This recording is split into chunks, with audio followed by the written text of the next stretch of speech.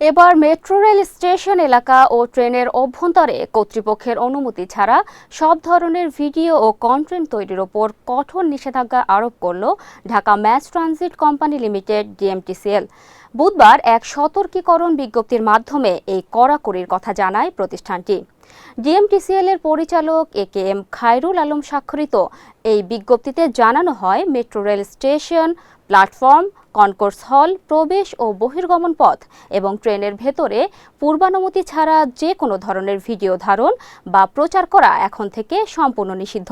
বিশেষ করে ইউটিউব বা সামাজিক যোগাযোগ মাধ্যমের জন্য শর্ট ভিডিও তৈরি, লাইভ স্ট্রিমিং কিংবা বাণিজ্যিক বা ব্যক্তিগত উদ্দেশ্যে ফটোগ্রাফি ও শুটিংয়ের ক্ষেত্রে নিয়ম কার্যকর হবে। JBS holdings limited.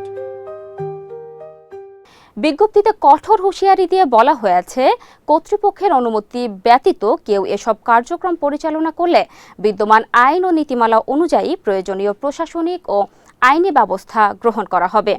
ডিএমটিসিএল কর্তৃপক্ষ আরও স্পষ্ট করেছে, মেট্রো রেল এলাকায় বাণিজ্যিক উদ্দেশ্যে কোনো ধরনের শুটিং বা ফটোগ্রাফি করতে হলে বাণিজ্যিক স্পেস ভাড়া বা ইজারা নীতিমালা 2023 অনুসরণ করতে হবে।